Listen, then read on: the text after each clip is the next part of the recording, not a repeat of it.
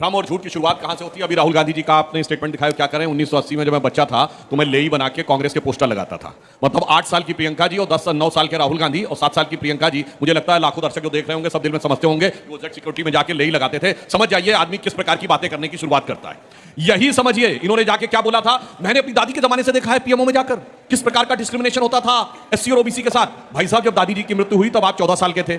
अब ये 11, 12, 13 साल की उम्र में आप पीएमओ में जाते कैसे थे? वो अधिकारी आपको दिखाते कैसे थे?